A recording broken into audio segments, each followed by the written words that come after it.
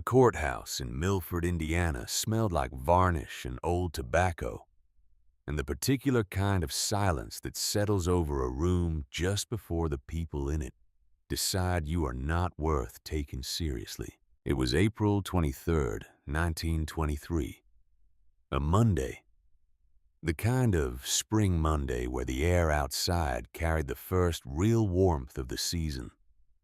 But inside the probate chamber of Judge William Porter, the temperature stayed locked at winter cellar cold. Vera Merrick was 17 years old. She sat on a hard oak bench in the second row, wearing a gray wool dress that had belonged to a chambermaid at the Chicago hotel where she had worked for the past 2 years, and a pair of shoes she had bought for $1.25 at the train station in Indianapolis that morning.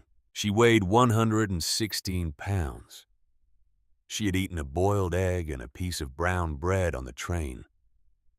She had come to Milford because a letter had reached her at the hotel, forwarded twice, telling her that her great-uncle Thaddeus Merrick had died in February and had left her being his only surviving blood relation, the following one parcel of land in the town of Milford, Orange County, Indiana. Dimensions 6 feet 8 inches by 6 feet 8 inches square, approximately 44 square feet. The clerk, a thin man with spectacles that kept sliding down his nose, read the description twice because he did not believe it the first time. 6 feet 8 inches by 6 feet 8 inches square. That is the size of a door laid flat on the ground. That is the size of a kitchen table with the chairs pushed in. That is by any honest measure the size of a grave with a little room left over to stand beside it and pay your respects. The county assessor, the clerk added in a voice that suggested he was reading from a script he had not written and did not particularly believe had valued the parcel at $3. Vera remembered the exact moment the laughter started because she had been watching a beam of sunlight move across the floorboards when it happened. The light came in through the tall windows on the east wall, and it crept across the room at the speed of the earth turning. And she had been following its progress because it was easier than looking at the faces of the people who had come to see whether old Thaddeus Merrick had left anything worth taking. A man in a brown suit with a gold watch chain who she would learn was named Harrison Caldwell, proprietor of the Caldwell Bottling Works on Depot Street, let out a short, sharp bark of a laugh that he did not bother to cover with his hand. Then the man beside him, his foreman, a thick-shouldered man whose name Vera never learned. Then Mrs. Ivers from the boarding house who had come because Thaddeus owed her $7.40 for the last month of his life. Then the whole room, 7 or 8 people who had gathered in the probate chamber to learn whether old Thaddeus Merrick, the well driller who talked to the ground, had left behind anything worth fighting over, and who had just learned that he had left behind a plot of ground smaller than the rug in a banker's parlor. The lawyer, a thin young man named Mr. Leathers, who had drawn the short straw of handling Thaddeus's estate, cleared his throat. His face had gone red.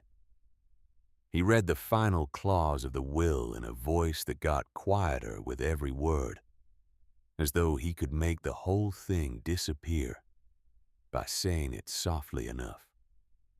The property shall pass to my grandniece Vera Merrick, being the only person in this family who ever asked me a question about water and waited for the answer. More laughter. Harrison Caldwell leaned back in his chair. The wood creaked under his weight.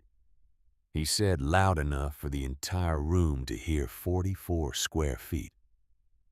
That girl just inherited a hole in the ground. Old Thaddeus couldn't sell that plot to a dog for a place to lie down. He looked directly at Vera when he said the next part. What are you gonna do with it, girl? Charge a nickel for people to stand on it? The foreman chuckled. A wet sound like gravel shifting. Caldwell pressed his advantage. He pulled a silver money clip from the inside pocket of his jacket and laid it on the table between them with the theatrical slowness of a man who had done this before and expected to do it again. He peeled off a $10 bill. The paper made a crisp sound in the silent room. $10, he said. $10 cash. More than 3 times what the county says it is worth. You take it. You buy a ticket back to wherever you came from. And you forget about this town. He smoothed the bill flat on the table with the palm of his hand. $10. That is a week's wages for a girl your age. That is the best offer you will ever get on that piece of dirt. Vera looked at the lawyer. She looked at the paper on his desk. She looked at the little hand-drawn map that had been folded into the will. A sketch of a block in downtown Milford done in pencil, with Thaddeus's parcel marked in red ink.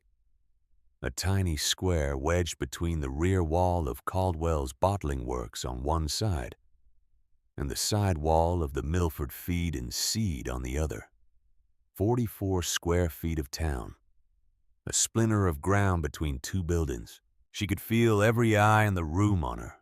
She could feel the weight of their judgment pressing down like a hand on the back of her neck. She had felt this weight before. In the county home in Vincennes where she had spent 11 years after her mother died. In the basement kitchen of the Chicago hotel, where the cooks had laughed when she said she could lift a crate of dishes. In every room of her life, where adults had decided before she opened her mouth that she was not worth the trouble of listening to. The laughter in that courtroom was not new, but it was the last time she intended to sit still for it. I would like to see it, she said.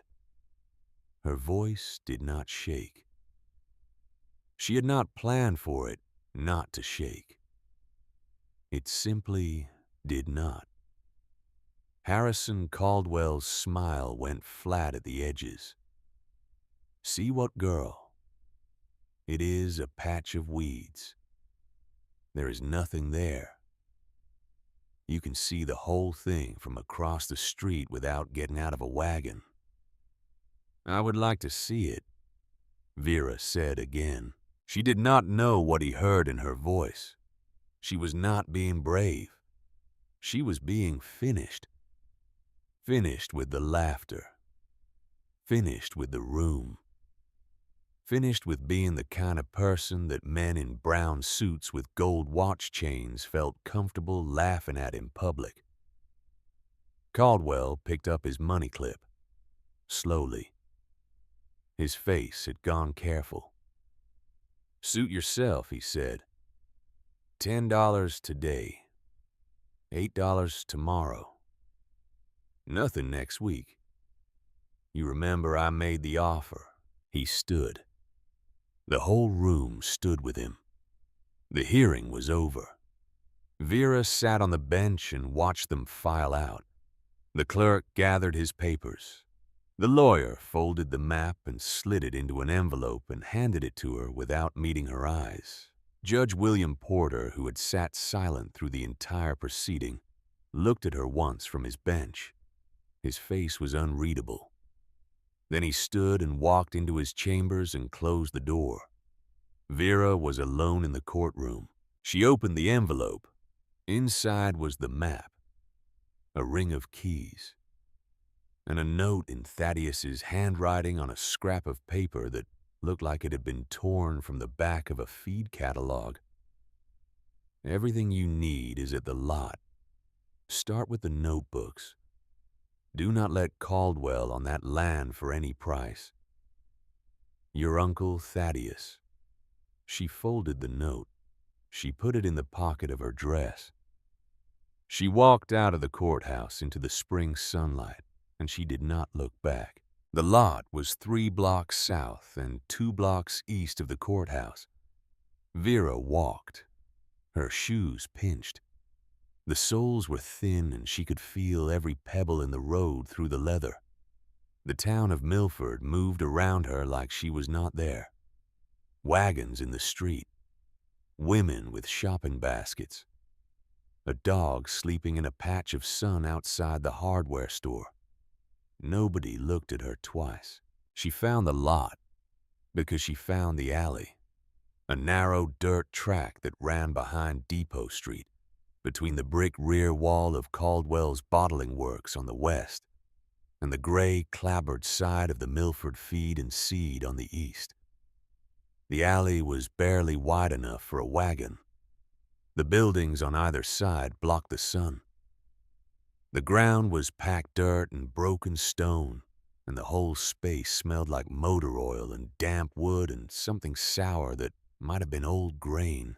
There was a gap between the two buildings, a space, 6 feet 8 inches wide and 6 feet 8 inches deep, set back from the alley by a low iron fence and a small wooden gate. In the center of the space stood a structure about the size of an outhouse, a pump house, weathered gray, a tin roof gone orange with rust, a door held shut by a padlock.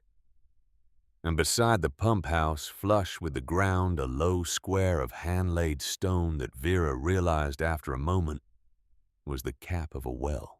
The pump house covered the pump. The stone cap covered the well.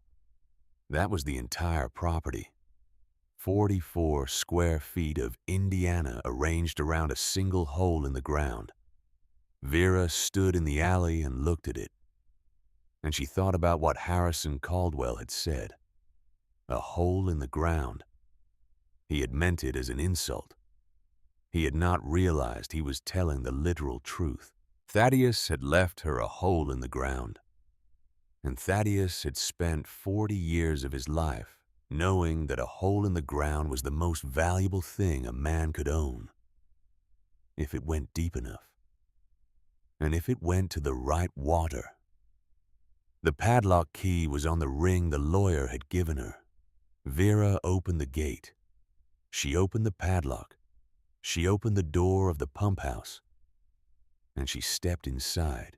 The pump house was bigger inside than it looked from the alley, because most of it was underground. A short set of stone steps, 6 of them led down to a small stone chamber, about 5 feet square. The walls were limestone blocks fitted together without mortar. The floor was packed earth. There was a hand pump of cast iron in the center of the chamber, its handle polished smooth with use, a wooden shelf along the north wall, and on the shelf a tin box the size of a bread loaf, and beside the tin box a glass bottle sealed with wax and stoppered with a cork. The bottle had a paper label. The ink had faded, but Vera could still read the words written in Thaddeus's careful hand. For Vera. Drink this first. She sat down on the stone step. The chamber was cool. The air smelled like stone and iron and something else. Water. Deep water. The kind of smell that comes from places that have been dark and wet for longer than anyone can remember. She picked up the bottle. The glass was thick. The weight of it was solid in her hands. She broke the wax seal with her thumbnail, the way Thaddeus had taught her 9 years ago on the porch of the county home in Vincennes. She worked the cork free. It came out with a soft pop. She drank. The water was cold. The water was sweet. The water was the water from the visiting room in 1914 when she was 8 years old, and Thaddeus had come to see her and brought a bottle just like this one, and poured her a cup and told her to drink slow. She had not understood then. She had been 8. She had thought water was water. But Thaddeus had looked at her with the particular attention of a man who had found someone worth talking to, and he had said, "Most people have never drunk real water in their life. They think what comes out of their pump is the way water is supposed to taste. They do not know that the ground under their feet has better water than they will ever buy in a store. But you have to know where to look, and you have to be willing to go deep." Vera sat on the step in the stone chamber, and she drank the bottle slowly. The water tasted of depth. It tasted of patience. It tasted of something almost like iron, but not iron. Something mineral. The way a good stone is mineral when you hold it in your hand and feel the weight of time in it. When the bottle was empty, she set it down on the step beside her. She opened the tin box. Inside were 9 leather-bound notebooks. The first one dated 1883. The last one dated January of 1923. 6 weeks before Thaddeus died. 40 years of measurements, depths, water chemistry, seasonal flow rates. Every well Thaddeus had ever drilled in 3 counties. Every test he had ever run.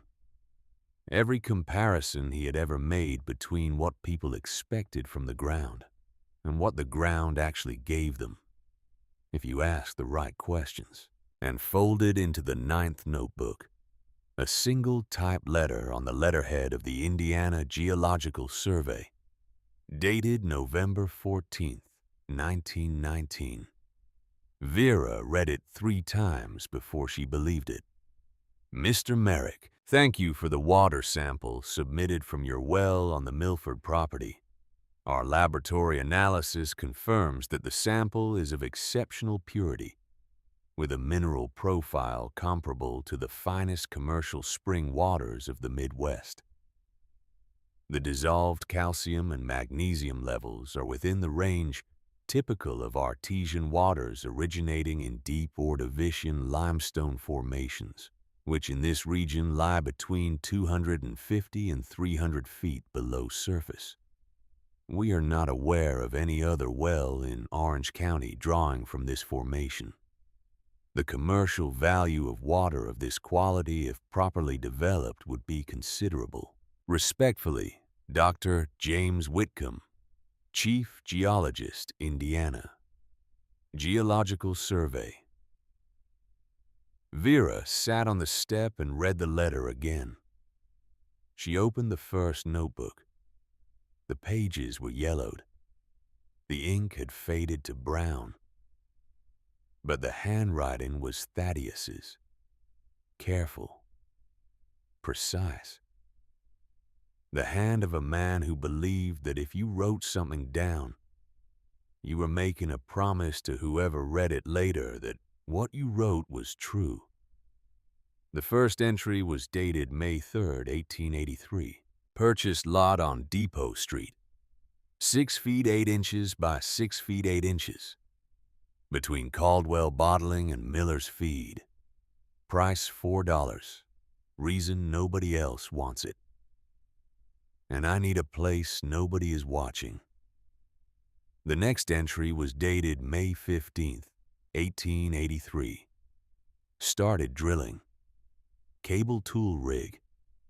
Built it myself from plans in the Popular Mechanics. Down 6 feet. Hit limestone. Good sign. The entries marched down the page, day after day, week after week. Down through the soil. Down through the limestone. Down through a layer of shale that stopped most drillers in the county because the drilling got hard and the water below the shale might be bad. Thaddeus went through the shale. September 9th, 1883. Through the shale at 140 feet. Casing holding. Limestone again below. Different limestone. Older. The kind that laid down when this whole place was ocean floor. Going deeper. December 18th, 1883. 240 feet. Hit resistance. Not rock. Water. Under pressure. Casing is filling. Tomorrow I will see if it keeps rising. December 19th, 1883. Water rose overnight. 30 feet up the casing. Artesian. Temperature 51 degrees. Tastes clean. Mineral content will test. I think I have found what I was looking for. February 2nd, 1884. Final depth 271 feet. Flow rate 3.5 gallons per minute. Constant. Temperature 51 degrees. Does not vary with season. This is the deepest well in Orange County. Maybe the deepest in 3 counties. And the water is the best I have ever tasted. Vera turned the pages. The notebooks were full. 40 years full. Tests. Measurements. Comparisons. Thaddeus had drunk from the well every day of his life after he drilled it. He had bottled the water in glass jars and given it away to people in town who were sick, or who had babies, or who just asked him for it. He had written to the Indiana Geological Survey. He had tried in his quiet way to tell people what was under the ground they walked on, and nobody had listened, because Thaddeus was a well driller who carried a forked hazel stick and talked about water like it had a memory. And the well was on a 44-square-foot lot between 2 buildings. And the people of Milford could not look at a thing that small and see a thing that large. Vera closed the first notebook. She opened the 9th, the last one. The entries near the end were dated in January of 1923. Thaddeus's handwriting had gotten shakier. The lines wandered on the page, but the measurements were still precise. January 15th, 1923. Flow rate 3.5 gallons per minute. Unchanged after 40 years. Temperature 51 degrees. Unchanged. I am 76 years old. I will not see 80. Vera is 17 now, working in Chicago. I have written to her. If she comes back to Milford, she will find this. If she does not come back, then the well will keep rising and nobody will know what they are walking past every day. The final entry was dated January 28th, 1923, 2 weeks before he died. I have told this town for 40 years that they are drinking bad water. I have shown them test results. I have given them samples. They do not listen because I am a douser, and they are modern people with modern ideas about what is possible. But the ground does not care about their ideas. The ground has been here longer than any of us. The ground has better water than anything they will ever buy in a bottle from a man who drills to 80 feet and calls it deep. I have gone to 271. I have gone through the shale to the old limestone. I have found water that has been rising in the dark for 10,000 years.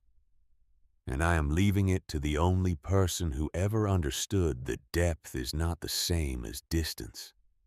Depth is patience. Depth is knowing that the best things are buried, and you have to be willing to dig. Vera will understand, or she will not. But the water will keep rising either way. Vera sat on the stone step in the underground chamber, and she read the final entry twice. She closed the notebook. She put it back in the tin box with the others. She stood up. She walked over to the hand pump. She worked the handle. It was stiff at first, then it loosened. Water came up through the casing from 271 feet down. It poured out of the spout into the stone basin below the pump. Clear water. Cold water. Water that smelled like nothing and tasted like everything that was clean and old and patient in the ground beneath Indiana.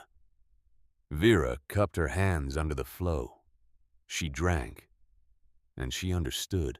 She slept the first night on the stone floor of the pump house, with her coat rolled under her head. It was cold. She did not care. The pump dripped once every 11 seconds, and she counted the drips until she fell asleep, because each one was proof that 271 feet below her in the dark in a formation laid down before anything on this continent had a name, clean water was rising under its own pressure to meet her. She spent the first week learning the well. She pumped it. She measured the flow with a tin bucket and Thaddeus's stopwatch that she found in the tin box beneath the notebooks. The well produced 3.5 gallons a minute. Steady. Without dropping. No matter how long she pumped. She measured the temperature with the thermometer from the tin box. 51 degrees Fahrenheit. Summer and winter, Thaddeus's notebook said. It never varied. She tasted the water every morning. It tasted the same every morning. Sweet. Cold. Mineral. Clean. She ate what she could afford. A sack of oats from the feed store next door. Eggs from a farm woman who set up a stand at the corner on Saturday mornings and sold them for 6 cents a dozen. A slab of bacon that she cooked in strips on a small sheet iron stove she found in the pump house that Thaddeus must have used for the same purpose. She lost weight she did not have to lose, but she was not idle. Every day that she could work, she worked. She read the notebooks, all 9 of them, cover to cover. She memorized the measurements, the depths, the flow rates, the mineral content. She cross-referenced Thaddeus's notes with the town records at the county clerk's office. She made a list of every well in Milford. Who drilled it, how deep it went, what the water tasted like. Most of the wells in town were shallow, 50 feet, 80 feet. They pulled water that was heavy with iron and sulfur. The water tasted of rotten eggs and rust. It stained laundry brown. It ruined kettles. It was drinkable, technically, but nobody drank it willingly. The town of Milford drank coffee and beer, and when they could afford it, bottled water shipped in from mineral springs at French Lick, 22 miles to the west, and from the shelves of the grocery stores in the back room of the general store, and the glass front icebox at Morrison's Cafe on the east side of the square. They bought bottles labeled Caldwell's Crystal Springs Mineral Tonic. Pure spring water from the limestone aquifers of southern Indiana. Bottled at the source for your health and refreshment. Vera stood in Morrison's Cafe on a Thursday morning in her second week in Milford, and she read the label on a bottle of Caldwell's water. She read the claim about limestone aquifers. She read the promise about purity. She read the price. 15 cents a bottle. Then she walked 3 blocks to the Caldwell Bottling Works on Depot Street. She stood across the street where she could see the loading dock and the workers rolling barrels out to the delivery wagons. She watched for an hour. Then she walked to the town hall. She asked to see the water department records. The clerk, a bored young man who looked like he would rather be anywhere else, showed her the files. The town of Milford had one municipal well. It was located on 3rd Street behind the fire station. It had been drilled in 1903 to a depth of 80 feet. It supplied water to the fire station, the town hall, and by private contract to 3 businesses on Depot Street, including the Caldwell Bottling Works. Vera walked to the fire station. She asked the fire chief if she could taste the water from the municipal well. He looked at her like she had asked to taste kerosene, but he shrugged and filled a tin cup from the pump in the corner of the garage bay and handed it to her. She drank. The water tasted like iron. It tasted like sulfur. It tasted like the water from every shallow well in Orange County that stopped at the shale and never went deeper, because going deeper was hard, and nobody believed there was anything better down there anyway. Vera handed the cup back to the fire chief. She walked back to the pump house on the 44-square-foot lot between 2 buildings. She sat on the stone step in the underground chamber. She opened the 9th notebook. She read Thaddeus's final entry again. They do not listen because I am a dowser, and they are modern people with modern ideas about what is possible. But the ground does not care about their ideas. She understood now. Harrison Caldwell had been selling water from the municipal well for 20 years. He had been bottling water that tasted like iron and sulfur and calling it Crystal Springs Mineral Tonic from the limestone aquifers. He had been selling it for 15 cents a bottle to people in 3 counties who did not know any better. And he had been making a fortune doing it, and Thaddeus had known. Thaddeus had known for 40 years. But Thaddeus was a dowser who talked to the ground and carried a hazel stick and drilled wells by hand in places nobody else thought to look. And nobody listened to dowsers. Not when there was money to be made selling bad water to people who could not tell the difference. Vera closed the notebook.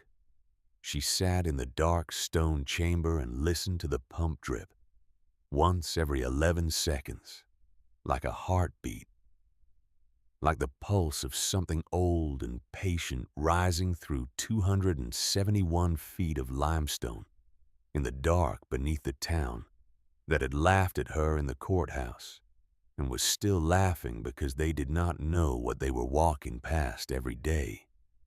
But they would. The first ally came in May. Her name was Dorothea Morrison, and she was a widow of 64 who ran a small cafe on the east side of the square. She had known Thaddeus. She had drunk his water for 20 years. She walked to the pump house on a Tuesday morning with a plate of biscuits wrapped in a cloth, and she stood at the gate and looked at Vera and said, "He told me once that if he ever had the chance to teach somebody what he knew, he would die happy." "Did he teach you?" "He left me notebooks," Vera said. Mrs. Morrison nodded. "That is better than teaching. Teaching walks out the door. Notebooks stay." She sold Vera coffee at her cafe at cost. She let her use the cafe's stove on Sunday afternoons when the cafe was closed so Vera could heat water for a bath in the tin tub she found in the feed store. She told the women of her church that the girl in the pump house was Thaddeus's kin and doing honest work. And within a week, Vera had a donated mattress, a proper quilt, 3 chairs nobody needed, and a kerosene lamp with a good wick. "A town will surprise you," Mrs. Morrison said, "if you let it see what you are doing and you do not beg." Vera asked her why she was helping. Mrs. Morrison looked at her for a long time before she answered. "I had a daughter," she said. "Her name was Margaret. She died in 1910. Typhoid. The doctor said it came from the water. We were drinking from the town well then. Same well that feeds half of Depot Street now." Thaddeus came to the house after the funeral. He did not say anything about Margaret. He just gave me a jar of water from his well and said I should drink it instead. I have been drinking it ever since. 13 years. I have not been sick one day. She paused. Your uncle knew what was under this town. He knew it was killing people. And nobody would listen to him because he was a douser. So he just kept giving away good water and hoping that someday somebody would pay attention. I think he was waiting for you. The second ally came in June. His name was Dr. Leopold Hayes, and he was a chemistry professor at the State College in Bloomington. He drove down to Milford in a Ford sedan on a Friday afternoon, and he stood in the alley between the two buildings and looked at the pump house and looked at Vera and said, "You are not Thaddeus. No, sir," Vera said. Thaddeus was my uncle. He wrote to me twice. Dr. Hayes said. I never answered him. I should have. He took his hat off and held it in both hands and looked for a moment like a much older man. May I see the well? He spent the whole afternoon in the pump house. He took 6 water samples in glass bottles that he had brought with him in a leather case. He measured the flow. He read 2 of the notebooks. He left at dusk, and he came back 3 weeks later with a younger man from the college geology department and a truck full of equipment. The 2 of them spent 4 days running tests in the pump house and in the alley. At the end of the 4th day, Dr. Hayes sat on the stone step where Vera had sat the night she arrived. He looked tired. He looked like a man who had just finished a job he should have done years ago and was relieved to have it done and ashamed that it had taken so long. Miss Merrick, he said, your uncle drilled by hand in 1883 directly into one of the finest artesian formations in the Midwest. The water in this well is, by every standard our laboratory can measure, superior to the water being sold commercially by the major bottling operations in this state. He knew. He knew for 40 years, and he could not get anyone to listen. Dr. Hayes put his hat back on. I am sorry, he said. Vera looked at him. He found somebody who listened, she said. He found me. Dr. Hayes stood. He picked up his leather case. He walked to the gate. Then he stopped and turned back. What are you gonna do with it? He said. Vera told him. She told him the plan she had been writing in the back of the 9th notebook for 3 weeks in pencil, in the margins beside Thaddeus's last entries. Dr. Hayes listened. When she finished, he nodded once. Then he reached into his jacket pocket and pulled out a folded piece of paper. He handed it to her. That is the laboratory certificate of analysis for your water. You will need it. He got in his Ford and drove back to Bloomington. Vera opened the paper. It was typed on university letterhead. It listed mineral content. Bacterial count dissolved solids. pH balance. At the bottom was a stamped certification that the water sample from the Merrick well on Depot Street in Milford, Indiana, met or exceeded all state and federal standards for potable water and was suitable for commercial bottling and sale. Vera folded the certificate. She put it in the tin box with the notebooks. She sat on the stone step, and she listened to the pump drip, and she thought about Harrison Caldwell. He came to the pump house in July. He had not come sooner because he had not believed he needed to. He had waited for her to run out of money and food and patience. And when she did not, he came in person on a hot Wednesday afternoon in his brown suit with his gold watch chain. He stood at the gate of the lot with his foreman at his shoulder. and he looked at the pump house the way a man looks at a dog that has bitten him. "I made you a $10 offer," he said. "I remember. I will make you a $50 offer today. $50 cash for a lot. The county assessed at 3. Take it, girl. I am being patient with you." Vera looked at him.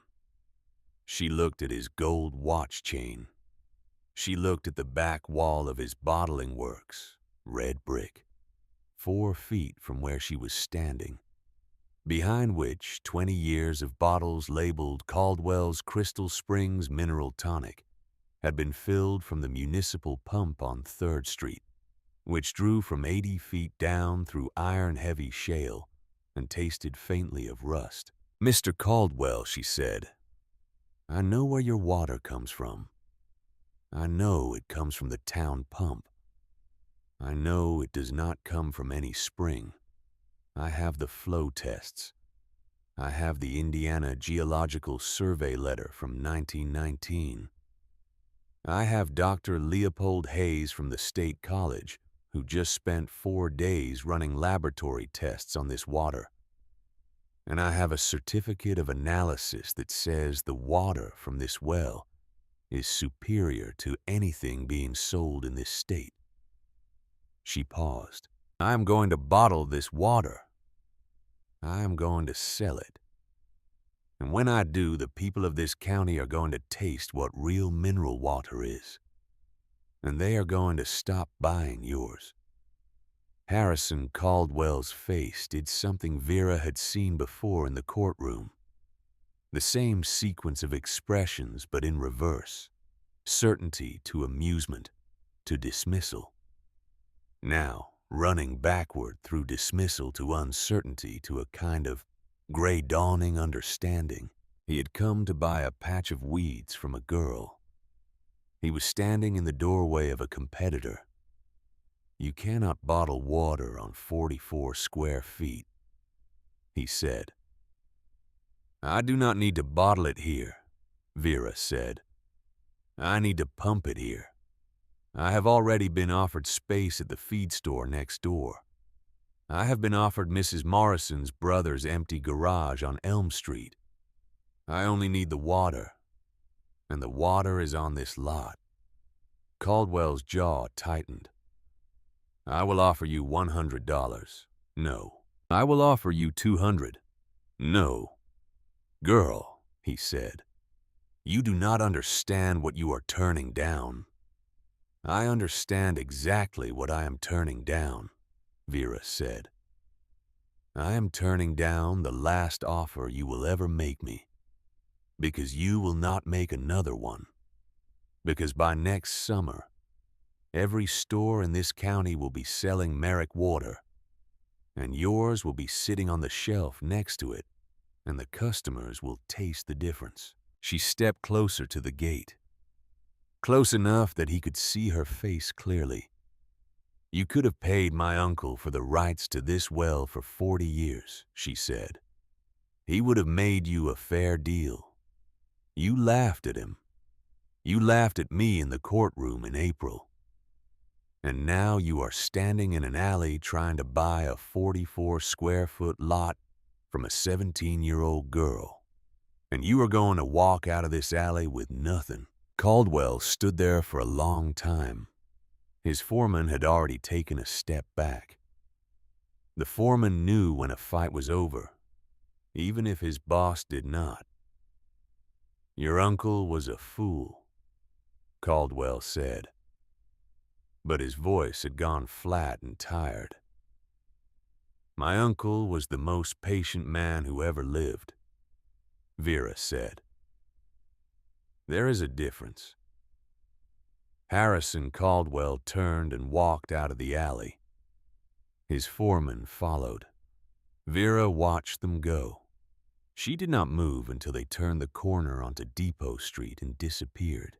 Then she sat down on the stone step in the pump house, and she put her head in her hands, and she shook for 5 minutes, because she had just told the richest man in Orange County that she was going to destroy his business. And she was 17 years old. and she weighed 116 pounds, and she had $12 to her name.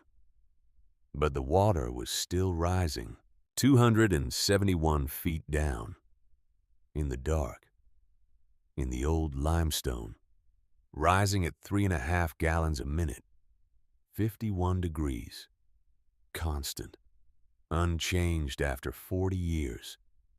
And Thaddeus had left her the notebooks, and the bottle, and the map, and the one piece of advice that mattered. Do not let Caldwell on that land for any price. She had not let him on the land, and she was not going to. Not for $50, not for $200, not ever. Vera stood up. She walked to the pump. She worked the handle. Water poured into the basin. She cupped her hands and drank. The water tasted like patience, like depth, like the slow, ancient weight of time pressing down on limestone in the dark until something clean rose up. She had work to do. The young man who came to the pump house on the first Thursday in May did not knock. He stood at the gate with a crate of empty glass bottles balanced on his shoulder, and he watched Vera work the pump for 3 full minutes before he said anything. His name was Ambrose Whitman. He was 22 years old. He was the son of Thomas Whitman, who owned the feed store on the east side of the lot. Ambrose had studied engineering for 1 year at the State College in Bloomington before his father took a fall from a wagon in the winter of 1921 and broke his hip badly enough that someone had to come home and run the business. Ambrose had come home. He had been running the feed store for 2 years, and he had been watching the girl in the pump house for 3 weeks. He had watched her measure the flow from the well with a tin bucket and a stopwatch. He had watched her take water samples in glass jars and label them with the date and time in neat handwriting on strips of paper. He had watched her sit on the stone step with the notebooks open in her lap and her lips moving silently as she read. He had watched her walk to town hall and the county clerk's office and the library. He had watched her eat oats for breakfast and eggs for dinner and get thinner every week. And he had watched Harrison Caldwell come to the gate in July and leave 15 minutes later with his face the color of old paper. Ambrose set the crate down on the ground outside the gate. "Those are Crown bottles," he said, "half-pint size. My father ordered 200 of them last year for a customer who never picked them up. They have been sitting in the back room ever since. You can have them if you want them." Vera stopped pumping. She looked at him. She looked at the crate. She did not say anything. "I have 3 more crates inside," Ambrose said. 800 bottles total. And I have space in the back room, 20 feet by 30 feet. Windows on the north side for light. A door to the alley for loading. No rent for the first 6 months if you bottle there. After that, we can work something out." Why, Vera said. Ambrose picked up the crate again. He shifted it on his shoulder. "Because I have been listening to you pump that well for 3 weeks, he said. 3.5 gallons a minute. 51 degrees constant temperature. I read engineering tables for a year in college. I know what an artesian well is. I know what your uncle drilled into. And I know that if you are going to bottle 800 units, you are going to need help and space and equipment that you do not have." He paused. "And because Harrison Caldwell is my father's biggest customer," he said, "he buys 300 pounds of grain a month for his horses. And I watched him walk out of this alley in July looking like someone just told him his business was finished. Which means you told him something he did not want to hear. which means I want to know what you are planning." Vera wiped her hands on her apron. She walked to the gate. She looked Ambrose Whitman in the face. He had gray eyes and hands that were scarred across the knuckles from loading feed sacks, and a way of standing that suggested he was used to carrying weight. "If I bottle water in your back room," she said, "Caldwell will stop buying grain from your father." "Probably," Ambrose said. "Your father will lose 300 pounds of business a month." "Probably. And you are offering me space anyway." Ambrose shifted the crate again. "My father has been selling feed in this town for 30 years, he said. "We will survive losing one customer, especially if that customer has been selling bad water to half the county and calling it mineral tonic." He met her eyes. "Your uncle gave my mother water from this well when I was born," he said. "I came early, January of 1901. Cold winter. The midwife said my mother needed clean water for the first week, or I would not make it. Thaddeus Merrick brought a crate of jars to our house and told my father to boil nothing. Just give her the water from the jars. My mother drank it. I am still here." He set the crate down again. "So yes," he said, "I am offering you space anyway." Vera looked at him for a long moment. Then she opened the gate. "Bring the bottles inside," she said. They spent the rest of May setting up the bottling operation in the back room of the feed store. Ambrose cleared the space. He built shelves along the walls from scrap lumber. He installed a work table with a zinc top that could be scrubbed clean. He ran a water line from the pump house through a hole he drilled in the shared wall between the feed store and the lot. 20 feet of iron pipe fitted with a valve so Vera could control the flow. Vera designed the labels. She wrote the text herself in pencil on butcher paper until she had the words right. Then she took the design to the print shop on Main Street and paid $1.50 to have 200 labels printed on gummed paper. Merrick Artesian Water, bottled at the source from a 271-foot artesian well drawing from the Ordovician limestone formation. Certified pure by the Indiana Geological Survey. Available at select grocers. The printer, an old man named Howell who wore an ink-stained apron and a permanent squint, looked at the copy and then looked at Vera. "You are Thaddeus's niece," he said. "Yes, sir." He knew about water, Howell said. Nobody believed him, but he knew. He printed the labels. He knocked 25 cents off the price. Vera and Ambrose bottled the first batch on the last Saturday in May. They worked from dawn until past dark. Vera pumped the water from the well through the pipe into a tin reservoir that Ambrose had salvaged from a broken water heater. From the reservoir, the water flowed through a cloth filter into the bottles. Vera filled. Ambrose corked. Vera labeled. Ambrose packed them into wooden crates padded with straw. By midnight, they had filled and labeled 140 bottles. Vera's hands were cramped. Her back ached. She sat on the floor of the back room with her shoulders against the wall and looked at the crates stacked by the door. Ambrose sat down beside her. He had taken off his jacket. His shirt sleeves were rolled up. His hands were raw from working the cork press. "When do you deliver?" he said. "Monday," Vera said. "I have 3 grocers who agreed to take them on consignment. Morrison's General Store, Elkhart Grocery, and Hadley's Market in Powley. How much are you charging 10 cents a bottle?" Ambrose was quiet for a moment. "Caldwell charges 15, he said. I know, Vera said, but my water is better, and I am not Harrison Caldwell. I do not have 20 years of customers who buy out of habit.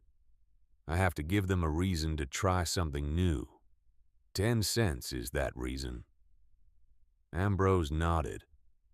He looked at the crates. You did the math, he said.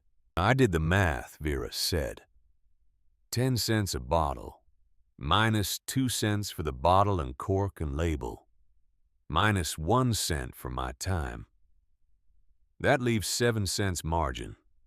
140 bottles is $9.80 profit. If I can sell 300 bottles a month, I can pay you rent and buy food and save enough to drill a second well by next summer. If you can sell them. I can sell them, Vera said. She delivered the first bottles on Monday morning. She loaded the crates into a wheelbarrow and pushed them 6 blocks to Morrison's general store on the square. The owner, a man named Frank Morrison, who was Dorothea Morrison's nephew, took 2 crates, 24 bottles. He put them in the icebox next to the Caldwell bottles. Try to sell them by the end of the week, he said. If they move, I will take more. Vera delivered the second batch to Elkhart Grocery. The owner there was less enthusiastic. He took 1 crate, 12 bottles. He put them on a back shelf. The third grocer in Powley did not take any. He looked at Vera and looked at the bottles and said he had an exclusive contract with Caldwell and could not stock competing brands. Vera pushed the wheelbarrow back to Milford with 4 crates still loaded. 48 bottles. She stored them in the pump house. She sat on the stone step, and she did the math again. 36 bottles placed. At 10 cents each, that was $3.60 gross. Minus costs, that was $2.52 profit. It was not enough, but it was a start. The bottles sold. Not fast, but they sold. By the end of the first week, Morrison's had sold 8 bottles. Elkhart had sold 3. Frank Morrison ordered 2 more crates. Vera bottled them on Saturday. She delivered them on Monday. By the end of June, she had sold 112 bottles, 72 in Milford, 40 in the surrounding towns. She was making $7 a week. It was enough to buy food and pay Ambrose a small rent and save a little. But it was not enough to survive what happened in July. The well ran dry on a Tuesday. Vera discovered it in the morning when she went to pump water for the day's bottling. She worked the handle. Nothing came up. She worked it again. Still nothing. She climbed down into the pump house. She checked the valves. She checked the pipe. Everything was intact. The water had simply stopped flowing. Vera sat on the stone step and felt something cold settle in her chest. She had read Thaddeus's notebooks cover to cover. She knew that artesian wells could fail. The pressure could drop. The aquifer could shift. The casing could collapse. A well that had flowed for 40 years could stop in a single day. She walked to the feed store. Ambrose was unloading a wagon of grain sacks. She told him about the well. He stopped unloading. He looked at her. When did it stop? Sometime last night, Vera said. It was flowing yesterday evening. This morning, nothing. Ambrose wiped his hands on his pants. He walked with her back to the pump house. He worked the handle himself. Nothing. He knelt down and put his ear to the stone cap of the well. He listened. I can hear water, he said, deep down. But it is not rising. Can we fix it? I do not know. Ambrose said. "We need to find out what is blocking it." They spent the rest of Tuesday trying to diagnose the problem. Ambrose lowered a weighted line down the casing. It went down 200 feet and stopped. Something was blocking the well at 200 feet, 71 feet above the aquifer. Vera read through Thaddeus's notebooks looking for references to blockages. She found 3 entries. In each case, Thaddeus had cleared the blockage by lowering a tool on a cable and breaking up whatever debris had fallen into the casing. Clay, stones, once a dead raccoon that had somehow gotten into an unsealed well shaft. "They need to go down," Vera said. Ambrose looked at the well. He looked at Vera. "That is 200 feet, he said. "We would need a winch. A cable strong enough to hold a man. A harness. And someone willing to go down into a hole the width of a stovepipe with 200 feet of nothing underneath." Vera met his eyes. "We have a winch at the feed store," she said. "We have cable. I can make a harness from rope. And I will go down." Ambrose stared at her. "You are serious. Do you have a better idea?" He did not. They built the rig on Wednesday. Ambrose brought the winch from the feed store. A heavy iron drum with a crank handle used for lifting feed sacks to the loft. They bolted it to a wooden frame above the well cap. Vera made a harness from half-inch hemp rope following a diagram she found in one of Thaddeus's notebooks. A seat sling with loops for her legs and a chest strap to keep her upright. Ambrose tested the rig with a 100-pound sack of grain. The winch held. The cable paid out smooth.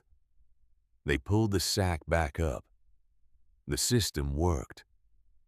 On Thursday morning, Vera put on the harness. Ambrose had argued with her for an hour the night before. He said he should be the one to go down. He was stronger. He weighed more. The harness would hold him better. Vera said no. The well was hers. The risk was hers. And she was smaller. She would fit in the casing easier. Ambrose gave up arguing, but his hands shook when he checked the knots on her harness. "If the cable jams," he said, "or if you get stuck, you yell and I pull you up. You understand?" Vera nodded. Ambrose cranked the winch. Vera sat in the harness with her feet hanging into the well opening. The stone cap had been removed. Below her was darkness and the smell of deep water and the faint sound of dripping somewhere far below. She took a breath. Ambrose lowered her down. The descent took 20 minutes. The casing was tight. Vera's shoulders brushed the iron walls. The darkness was complete. She had a kerosene lantern tied to her belt, but the flame guttered in the still air and gave almost no light. She went down by feel, counting the feet by the marks Ambrose had tied in the cable every 10 feet. At 190 feet, her feet touched something solid. "Stop," she called up. The cable stopped. Vera hung in the harness and felt below her with her boots. Not stone, not iron. Something soft. Clay. Someone had dumped clay into the well. A lot of it. Enough to plug the casing completely at 200 feet. Vera pulled the small crowbar she had tied to her belt. She worked it into the clay. She pried. Chunks broke loose and fell. She could hear them splash in water far below. She worked for 30 minutes. Her arms ached. Sweat ran down her face despite the cold. The clay was packed hard, but it was breaking up. She called up to Ambrose. He lowered her another 5 feet. She kept prying. More clay fell away. And then suddenly, the entire plug gave way beneath her. She dropped 3 feet before the cable caught.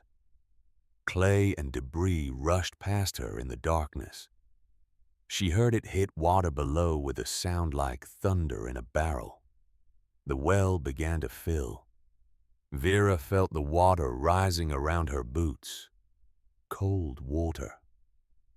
Fast. She yelled for Ambrose to pull her up. He cranked the winch. The cable went taut. Vera rose through the casing with water following her up. By the time she reached the surface, the well was flowing again. Water poured from the pump spout into the basin. 3.5 gallons a minute. 51 degrees. Exactly as it had been before. Ambrose pulled her out of the well and set her on the ground. She was covered in clay and soaked to the waist and shaking.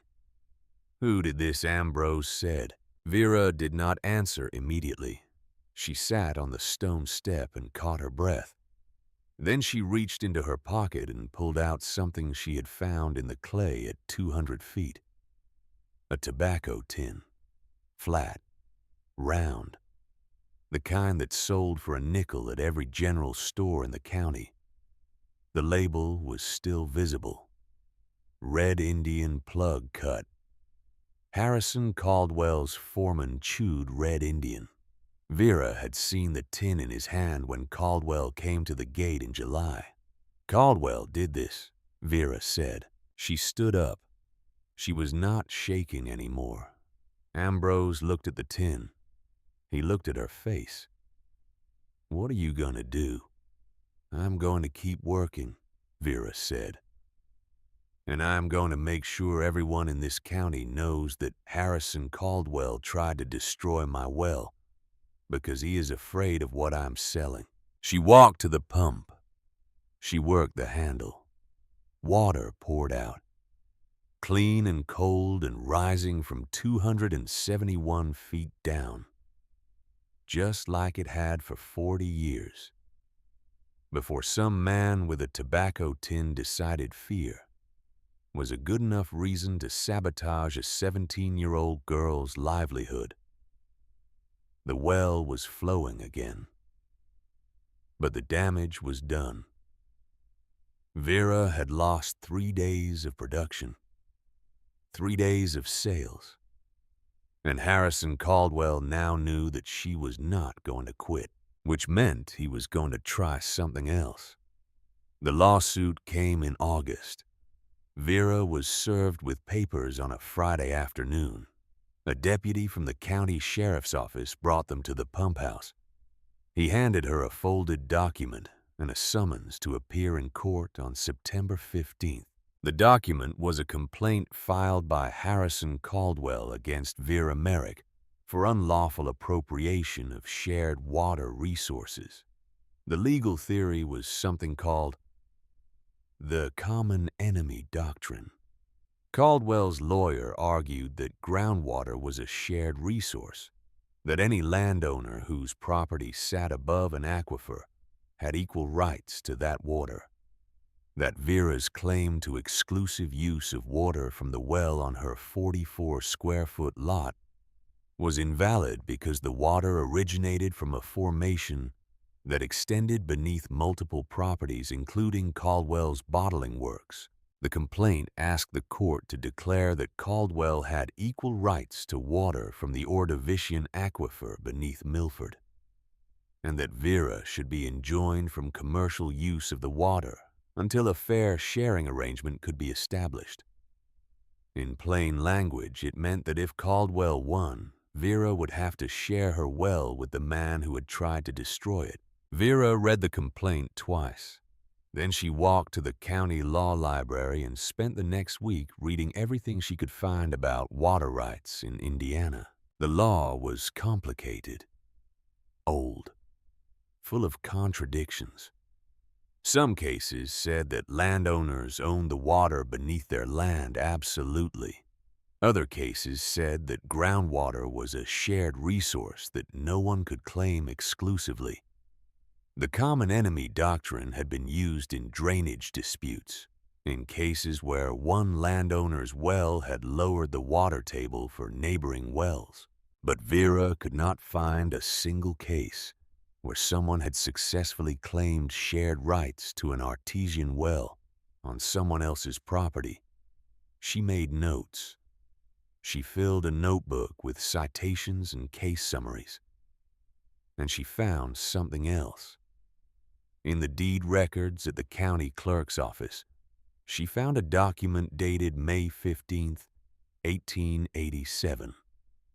A water rights deed, filed by Thaddeus Merrick. The deed was a single page, handwritten in Thaddeus's careful script, witnessed by the county clerk and stamped with an official seal. Be it known that Thaddeus Merrick, having purchased on May 3, 1883, the property located on Depot Street in the town of Milford, Orange County, Indiana, dimensions 60 feet by 60 feet, does hereby claim and reserve exclusive rights to all water arising from depths greater than 200 feet below the surface of said property in perpetuity, regardless of any future sale or division of the surface land.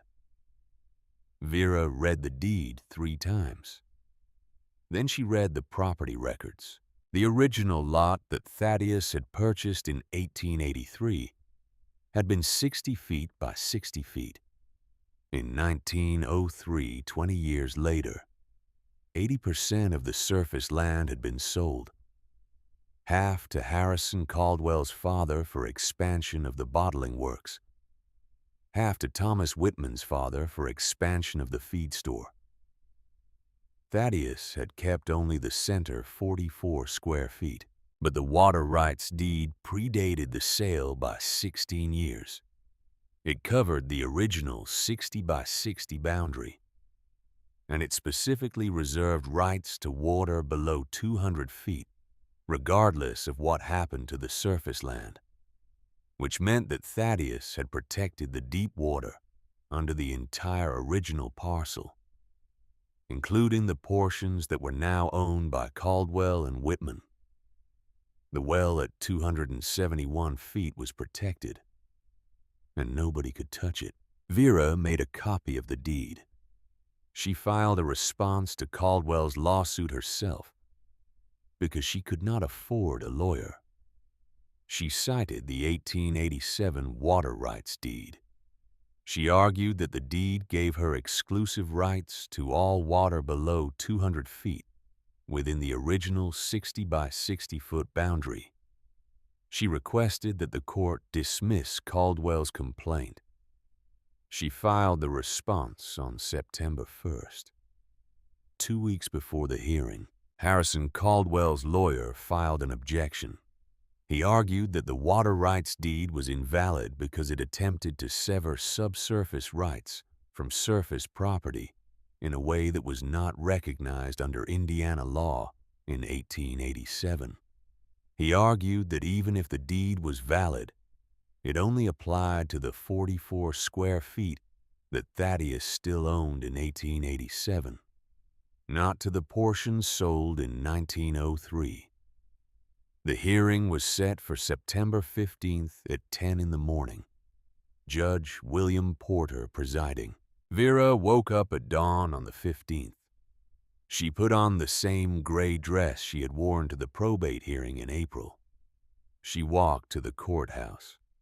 The courtroom was fuller than it had been in April. Word had spread.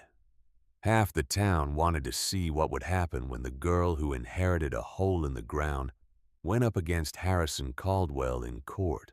Caldwell sat at the plaintiff's table with his lawyer, a man from Indianapolis in a suit that probably cost more than Vera had earned in her entire life.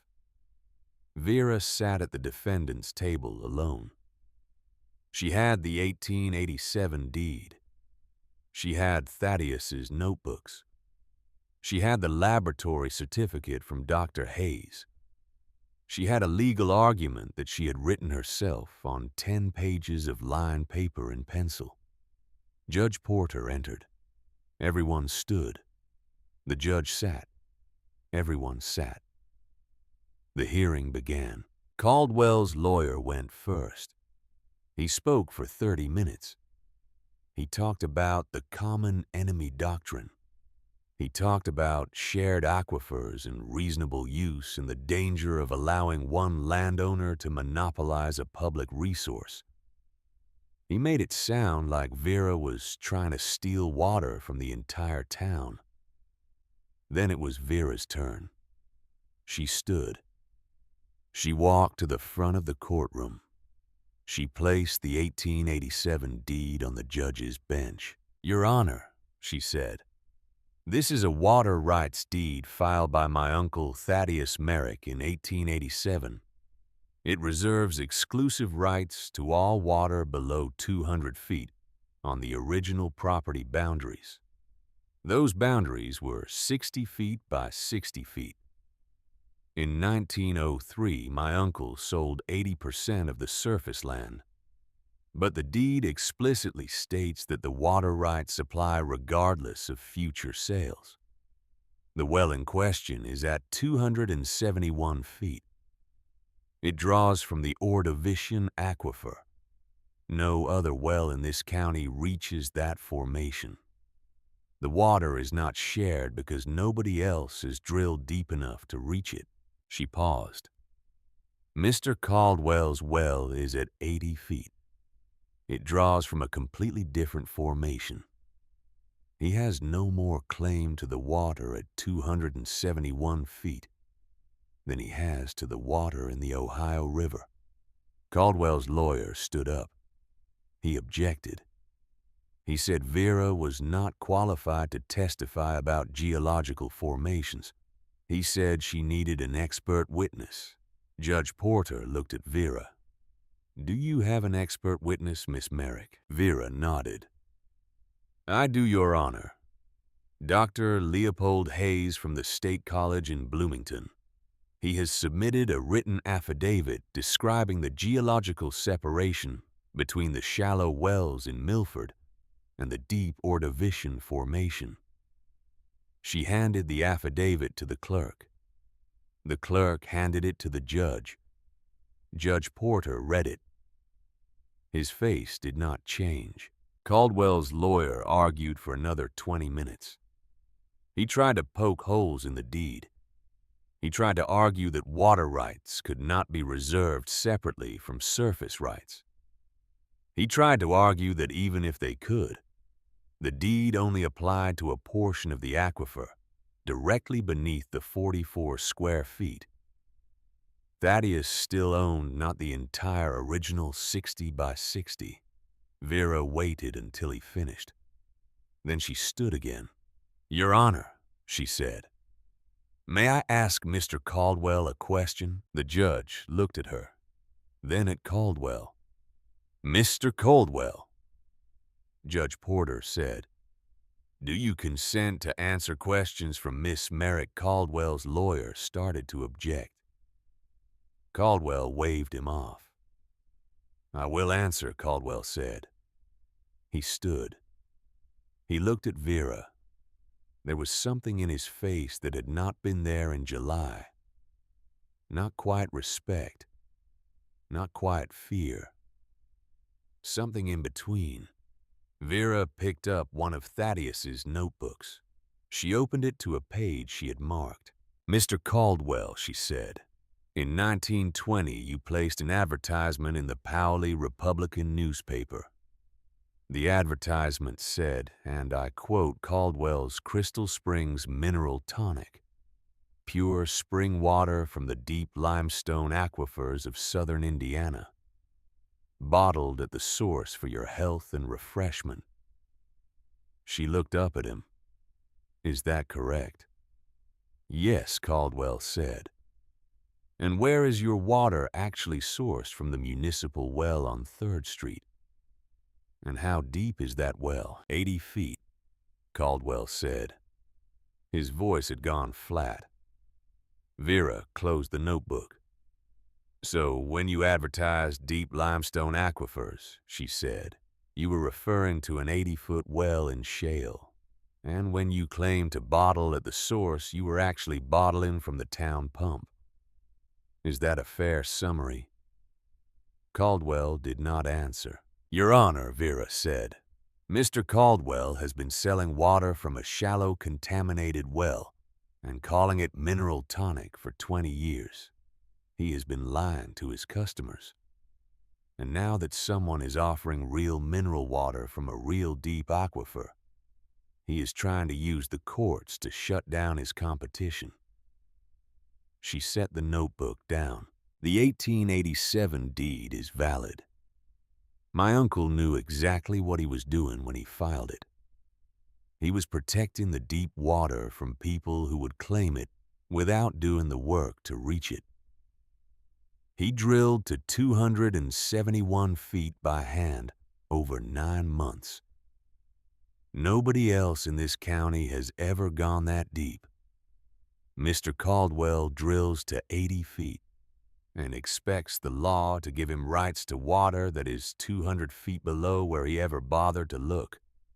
She turned to face Caldwell directly. The water is mine because my uncle earned it and because the law says so. She sat down. The courtroom was silent. Judge Porter looked at the deed. He looked at Dr. Hayes's affidavit. He looked at Caldwell. He looked at Vera. Then he picked up his gavel. I will issue a ruling by the end of the week, he said. This hearing is adjourned. The ruling came on September 22nd, 7 days after the hearing. Vera received it by mail. A single page on court letterhead. The court finds that the 1887 water rights deed is valid and enforceable. The deed clearly reserves subsurface water rights, independent of surface ownership. The plaintiff has failed to demonstrate any legal basis for shared access to water arising from depths below 200 feet on the original property boundaries. The complaint is dismissed. Vera read it twice. Then she walked to Morrison's Cafe and showed it to Dorothea Morrison. Mrs. Morrison read it. Then she hugged Vera hard enough that Vera could barely breathe. You won, Mrs. Morrison said. Vera folded the ruling and put it in her pocket. I won, she said. But winning in court did not mean winning in town. The news of the ruling spread fast. By the end of September, everyone in Milford knew that the girl in the pump house had beaten Harrison Caldwell in court, and the town split down the middle. Half the town sided with Vera. The church ladies, the farmers who remembered Thaddeus, the people who had been drinking Caldwell's water for 20 years and were starting to wonder if they had been lied to. They bought Vera's water. They told their neighbors to buy it. They talked about it at Morrison's Cafe and at the feed store and in the square. The other half sided with Caldwell. His employees, the businesses that depended on his trade, the men who had known him for 30 years and could not believe that he would lie about something as basic as water. They boycotted Vera's water. They pressured the grocers who carried it.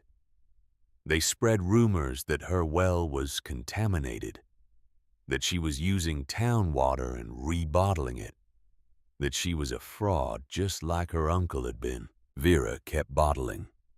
300 bottles a week in September, 400 in October. She hired 2 women from Mrs. Morrison's church to help with the labeling and packing. She rented a second room at the feed store for storage. She bought a used wagon and a tired old horse to make deliveries. Ambrose helped her every evening after the feed store closed. He worked the bottling line. He repaired equipment. He built crates and loaded wagons. And slowly, carefully, something between them began to shift. It started with shared work, then shared meals. Vera would bring bread and cheese from the cafe, and they would eat sitting on the loading dock behind the feed store, watching the sun go down over Depot Street. Ambrose would talk about engineering, about the semester at college he had loved and left, about designs he sketched in the margins of feed store ledgers, flywheels and gear ratios and better ways to build a pump. Vera would talk about water, about Thaddeus, about the notebooks and what they meant, about the way the town worked and the way it could work if people just paid attention to what was under their feet instead of what was easiest. They did not talk about Harrison Caldwell. They did not need to. They both knew that the war was not over, that winning in court had only made Caldwell angrier, that men like him did not lose gracefully. In late October, Vera proposed the blind taste test. She and Ambrose were sitting on the loading dock. The air had turned cold. The first frost had come the week before, and the trees on the square were going orange and red. "The county fair is in 3 weeks," Vera said. "First Saturday in November. I want to set up a booth." Ambrose looked at her. "What kind of booth?" "A taste test," Vera said. 2 waters, no labels. People taste both and vote for which one they prefer. At the end of the day, we reveal which is which. You are going to publicly challenge Caldwell's water. I am going to let his water challenge itself," Vera said. "All I have to do is let people taste the truth."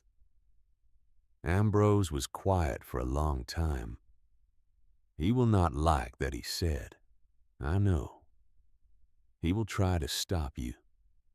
Let him try. Ambrose looked at her. There was something in his face that Vera had not seen before. Not quite admiration, not quite fear. Something deeper. "You are sure about this?" "I am sure," Vera said. "I have been drinking this water for 5 months. I have been selling it for 4. People who try it buy it again. People who do not try it keep buying Caldwell's because it is what they know. The only way to change that is to make them taste the difference." She stood up. "Will you help me?" Ambrose stood. He held out his hand. She took it. His hand was warm, calloused from work, steady. "Yes," he said. "I will help you." They built the booth on the Wednesday before the fair. A simple table with a cloth cover, 2 pitchers, 2 stacks of tin cups, a ballot box for votes. They set it up in the agriculture pavilion between the livestock judging ring and the home canning displays. On Thursday, Vera filled the pitchers, one with water from her well, one with water from a bottle of Caldwell's Crystal Springs mineral tonic that she bought at the general store. She labeled the pitchers A and B. She made 50 ballots, simple cards that said, "Which water do you prefer? Circle 1, A or B." On Friday evening, she and Ambrose loaded the booth components into the wagon. Ambrose drove. Vera sat beside him. The fairgrounds were 3 miles south of town. The road was rutted. The wagon creaked. The old horse pulled steady. They reached the fairgrounds just before dusk. They unloaded the booth and set everything up. The pitchers, the cups, the ballot box. Vera stood back and looked at it. "This is going to work," she said. Ambrose did not answer. He was looking toward the road. A wagon was coming up the drive to the fairgrounds. 2 men on the bench. Even in the fading light, Vera could see the shape of Harrison Caldwell in the passenger seat. The wagon stopped 50 feet from the pavilion. Caldwell and his foreman climbed down. They walked toward the booth. Slow, deliberate. Vera stepped in front of the table. Ambrose moved beside her. Caldwell stopped 10 feet away. He looked at the booth.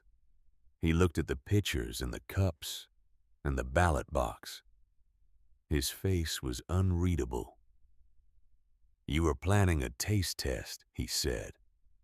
"I am," Vera said. "At my water's expense, at the truth's expense," Vera said. "People have a right to know what they are drinking."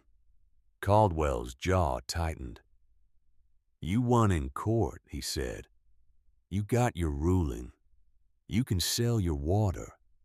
Why do you need to humiliate me in public?" "I am not trying to humiliate you," Vera said. "I am trying to give people a choice. If your water is as good as you claim, then you have nothing to worry about." Caldwell looked at her for a long time. Then he looked at Ambrose. "You are making a mistake, boy," he said. "Your father's business depends on mine." "My father's business depends on the truth," Ambrose said, "and on treating customers with respect. 2 things you stopped doing a long time ago." Caldwell's foreman took a step forward. His hand moved toward his belt. Ambrose did not move. He just stood there, solid. Between Vera and whatever the foreman was planning, Caldwell held up a hand. The foreman stopped. "You will regret this," Caldwell said. "Both of you." He turned and walked back to the wagon. The foreman followed. They climbed up. The wagon turned around and headed back toward town. Vera watched them go. Her heart was pounding. Her hands were shaking. But the booth was still standing. The pitchers were still full. "Tomorrow," she said. "Tomorrow we let the water speak for itself." Ambrose looked at her. "Are you scared?" Vera thought about it. About Caldwell's face. About the foreman's hand moving toward his belt. About the threat in the air. "Yes," she said. "But I am doing it anyway." They slept that night in the wagon. Ambrose in the bed. Vera wrapped in a blanket on the bench. The fairgrounds were quiet. The moon was 3/4 full. Vera lay awake and listened to the wind in the trees and thought about Thaddeus. He had spent 40 years knowing the truth and being ignored. 40 years drilling wells and giving away water and trying to convince a town that what they were drinking was killing them. And tomorrow she was going to finish what he started, not with a lawsuit, not with an argument, with 50 people tasting 2 waters and choosing which one was real. She closed her eyes. She thought about the pump house, about the water rising 271 feet through the dark, about patience, about depth, about the slow ancient weight of limestone pressing down until something clean came up. The water had been rising for 40 years. It would keep rising tomorrow, and the day after, and every day until someone finally listened. Vera slept. The county fair opened at 8 in the morning on the first Saturday in November. By the time the sun cleared the trees on the eastern edge of the fairgrounds, 200 people had already walked past Vera's booth in the agriculture pavilion. Most of them kept walking. Vera stood behind the table with the 2 pitchers in front of her. A and B, no labels, no indication which was which. Ambrose stood beside her. They had agreed that morning not to push, not to call out to people, just to be there, available, and to let anyone who was curious enough to stop make their own choice. The first person who stopped was a farmer named Eli Hadley from outside Powley.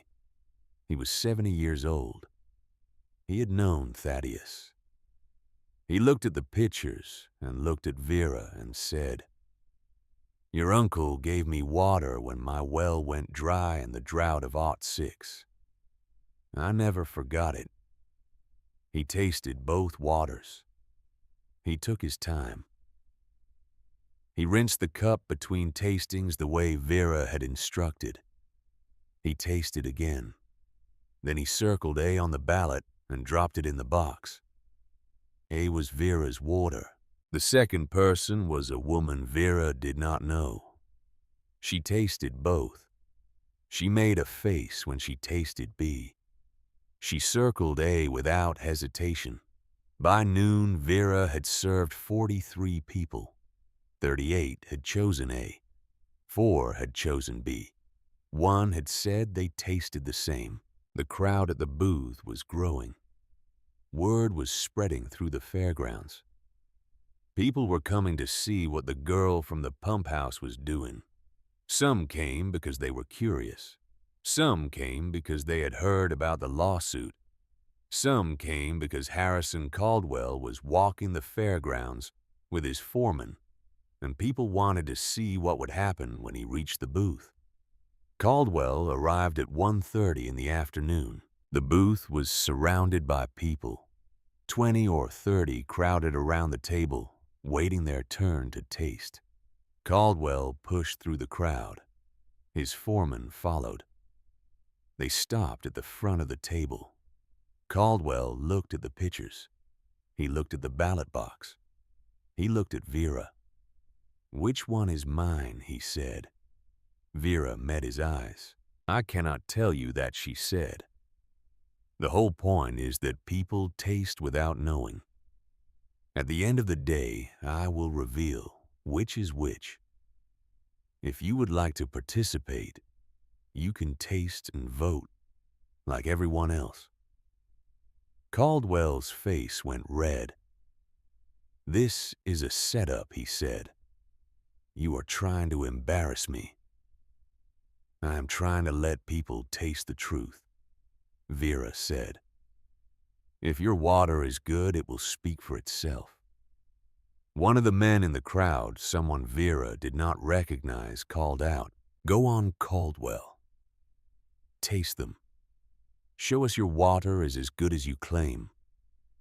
Caldwell looked at the man. He looked at the crowd. He was trapped. If he refused to taste, he looked afraid. If he tasted and his water lost, he looked like a fraud. He picked up a cup. He filled it from pitcher B. He drank. His face did not change. Then he filled a cup from pitcher A. He drank. And this time his face did something Vera had never seen before. Something like recognition. Something like grief. He set the cup down. He did not take a ballot. He turned and walked away through the crowd. His foreman followed. Someone in the crowd said he did not vote. Someone else said he did not need to. You saw his face when he tasted A. By 4 o'clock, Vera had served 96 people. 78 had chosen A. 14 had chosen B. 4 had said they could not tell the difference. At 5 o'clock, Vera closed the booth. She counted the ballots. Final tally: 103 served.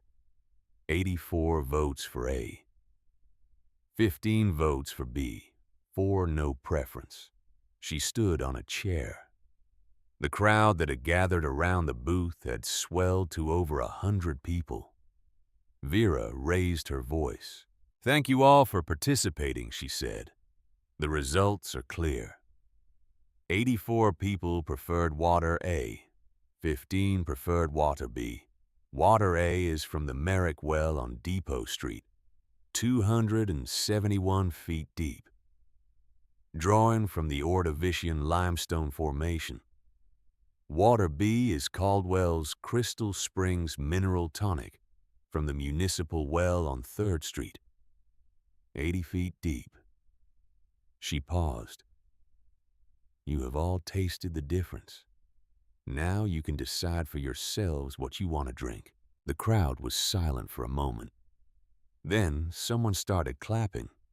Then someone else. Then the whole crowd. Not everyone. Some people walked away. Some looked angry. But enough people clapped that Vera felt something loosen in her chest that had been tight since April. They believed her. They had tasted the proof. And they believed her. Ambrose helped her load the booth back into the wagon. They drove home in the dark. Neither of them spoke much. There was nothing that needed to be said. The water had spoken. The truth had won.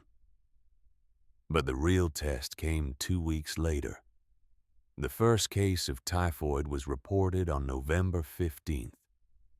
A child in a family on the east side of town. High fever. Nausea. The doctor diagnosed it quickly. He reported it to the county health department. By November 20th, there were 6 cases. By November 25th, there were 14. 3 people died. An infant, an elderly man, a woman in her 30s.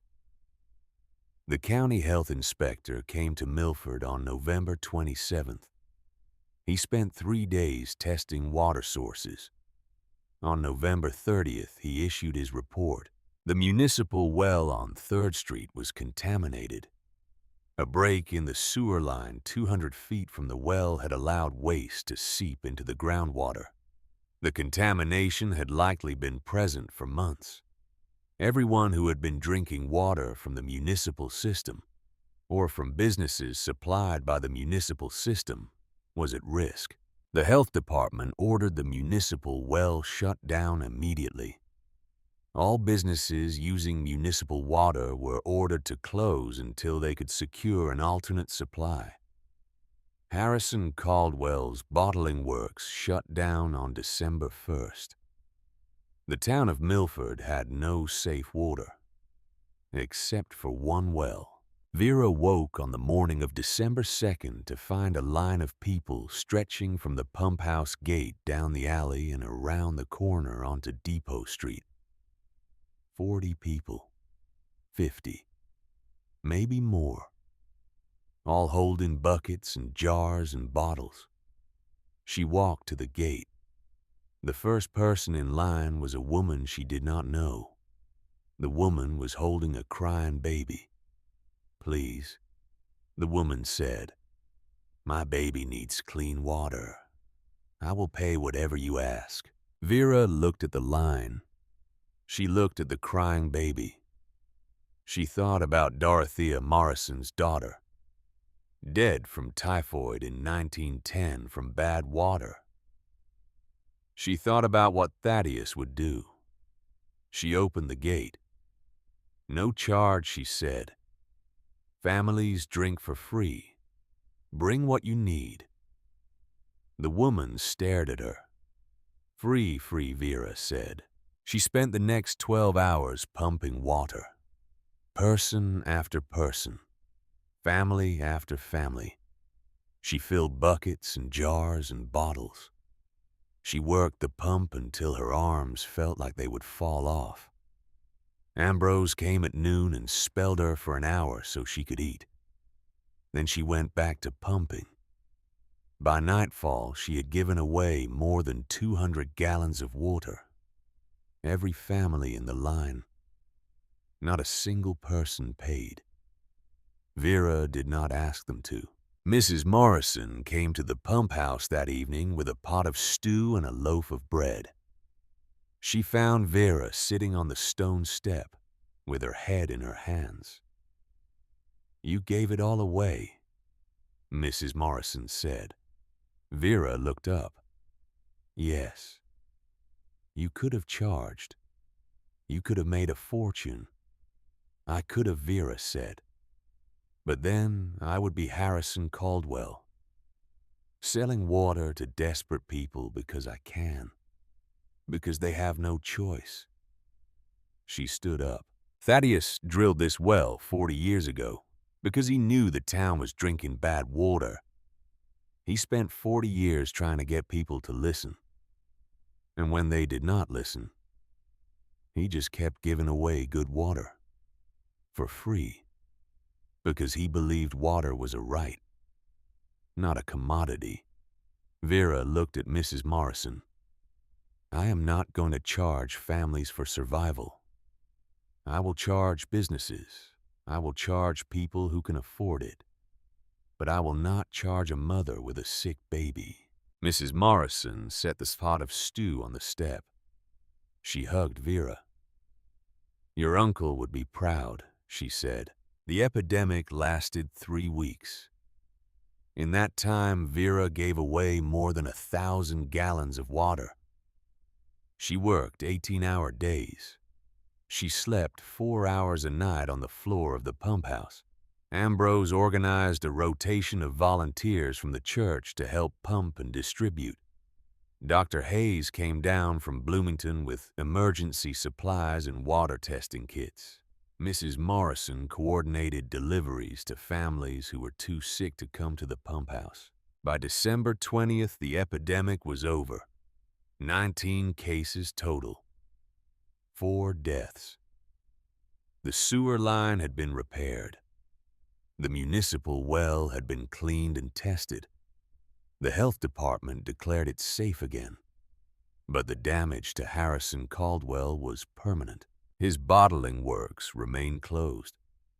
His customers had learned the truth, that his Crystal Springs mineral tonic came from the same contaminated municipal well that had caused the epidemic, that he had been lying to them for 20 years, that while they were dying he had kept selling water he knew was dangerous. The lawsuits started in January. Families of the people who had died. Customers who had been drinking his water for years. By February, the Caldwell Bottling Works was bankrupt. By March, it was closed for good. Harrison Caldwell came to the pump house on the last day of March. It was a Thursday, late afternoon. The air smelled like wet earth and early spring. Vera was in the pump house cleaning the filter screen when she heard the gate open. She looked up. Caldwell stood in the doorway. He was alone. No foreman, no lawyer, no gold watch chain. He looked older than he had in November, thinner. His suit hung loose on his frame. "Miss Merrick," he said. Vera set down the filter screen. She stood up. "Mr. Caldwell." He looked around the pump house, at the stone walls, at the pump, at the shelf with the tin box and the notebooks. "May I come in?" he said. Vera hesitated. Then she nodded. Caldwell walked down the stone steps. He looked at the pump. He put his hand on the iron handle. "I came to tell you that you won," he said. "My business is finished. The bank foreclosed last week. I am selling the building to pay debts. I will have nothing left." He paused. "You destroyed me." Vera met his eyes. "I did not destroy you," she said. "You destroyed yourself. You sold bad water and called it good. You lied to your customers for 20 years. I did not make you do that. I just made it impossible for you to keep doing it." Caldwell's hand tightened on the pump handle. "Do you know why I fought you so hard?" he said. "Because you were afraid of losing money.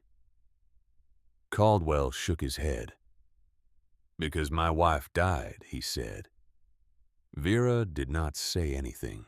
Her name was Margaret Caldwell continued. "We married in 1908. She got pregnant in 1909. The pregnancy was difficult. She was sick the whole time. In February of 1910, she went into labor early. The baby came 2 months too soon. A boy. He lived for 6 hours. Caldwell's voice had gone flat. Margaret died 3 days later. Childbed fever. The doctor said her body had been weakened, that something in her system had made her vulnerable to infection. He asked what she had been drinking. I told him water from my bottling works, water from the municipal well. He looked at Vera. Your uncle came to my house after the funeral. He did not say he was sorry. He just told me that if I had been using deep well water instead of municipal water, my wife might still be alive. That the iron and bacteria in shallow water can weaken a pregnant woman. That he had been trying to tell people for years, but nobody would listen. Caldwell's hand dropped from the pump handle. I told him to get out. I told him he was a fraud and a charlatan and that he did not know what he was talking about. And then I spent the next 13 years trying to prove he was wrong, trying to convince myself that the water did not matter, that Margaret died because of bad luck, not because of me. He looked at the pump. But it did matter, he said. And she died because I was too proud to listen. And then when you came to town with your uncle's notebooks and his laboratory certificates and his deep well water, I could not admit it, because admitting it would mean admitting I killed her. Vera stood very still. Mr. Caldwell, she said quietly, you did not kill your wife. I sold her poisoned water, Caldwell said. I sold poisoned water to half this county. 4 people died last month from the same water I have been selling for 20 years. I did that. Not you, me. He reached into his pocket. He pulled out a small leather journal. He handed it to Vera. These are my business records, he said. Every sale. Every customer, every bottle I sold from 1903 to 1923. I want you to have them, so you know who I lied to, so you can warn them if they are still drinking from shallow wells. Vera took the journal. Why are you giving this to me? Because you were right, Caldwell said, and I was wrong. And because your uncle tried to save my wife, and I would not let him. The least I can do is help you save someone else. He turned to leave. Then he stopped. May I have a drink? He said. From your well. I have never tasted it. Vera nodded. She worked the pump. Water poured into the basin. She filled a tin cup and handed it to him. Caldwell drank. Slowly. He closed his eyes. This is what she should have been drinking, he said. He handed the cup back to Vera. He walked up the steps. At the gate, he turned back one more time. Thank you, he said. For what? For being more like your uncle than I ever was. He walked out of the alley. Vera never saw him again. Harrison Caldwell died in the spring of 1920. 28. Pneumonia. He was 47 years old. He left no family, no estate. The notice in the Milford newspaper was 3 sentences long. Vera paid for his funeral. A simple service at the Methodist church. A pine coffin. a plot in the town cemetery next to his wife and the son who had lived 6 hours. Mrs. Morrison asked her why, because forgiveness is not the same as forgetting, Vera said, and because my uncle would have done it. Merrick Artesian Water launched officially in the fall of 1923.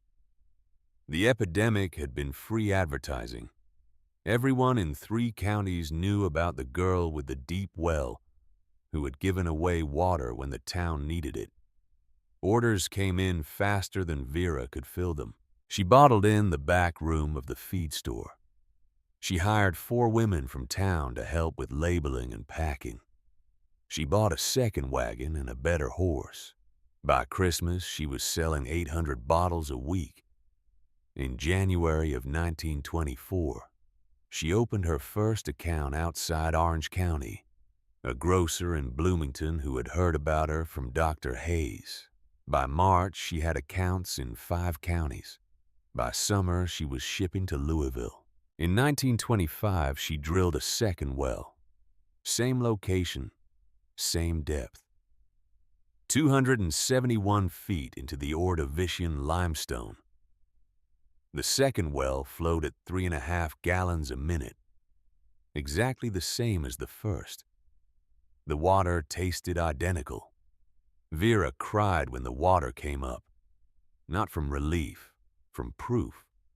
Proof that Thaddeus had been right, that the deep aquifer was real and sustainable, and exactly what he had said it was for 40 years. She married Ambrose Whitman in 1928. A small ceremony at Mrs. Morrison's cafe. No church, no formal wedding. Just 50 people who had known her and helped her and believed in her when the rest of the town was laughing. Ambrose had proposed in the pump house on a Sunday evening in March. They were bottling a late batch. He was corking. She was labeling. He stopped working and looked at her and said, "I want to offer you a partnership." "We already have a partnership," Vera said. "Not in the business," Ambrose said. "In everything else." He pulled a ring from his pocket. "Plain silver band, no stone. I cannot afford much," he said. "But I can promise you 40 years of working beside you. And I can promise that I will never ask you to be less than you are." Vera looked at the ring. She looked at him. "Yes," she said. They were married a month later. They had 2 daughters. The first in 1930, the second in 1933. They named the first one Samantha after Thaddeus. The second one, Margaret, after the woman whose death had taught Vera that water was not just chemistry. It was consequence. The company grew. Through the Depression, through the war, through every decade that followed. Vera ran the chemistry and the quality control. Ambrose ran the engineering and production. They built a proper bottling facility in 1935. Automated lines, commercial pumps, distribution networks that reached 8 states by 1940. The offer came in February of 1940. A letter from the War Department, typed on official letterhead, delivered by registered mail. The letter explained that the government was conducting a survey of natural resources in preparation for potential military mobilization, that they had identified rare earth mineral deposits in the limestone formations beneath southern Indiana. That preliminary surveys indicated significant deposits directly beneath the Merrick property. The letter offered $100,000 for mineral rights. The rights would allow the government to drill to 400 feet, below the aquifer, through the water-bearing formation, to extract minerals considered vital to national defense. The letter was polite, professional. It made no threats. It simply explained that the needs of the nation might require access to resources beneath private land, and that cooperation would be appreciated. Vera read the letter 3 times. Then she showed it to Ambrose. $100,000, he said. That is more money than we will make in 10 years. I know, Vera said. That is enough to secure the business forever, to pay for the girls' education, to set up their futures. I know.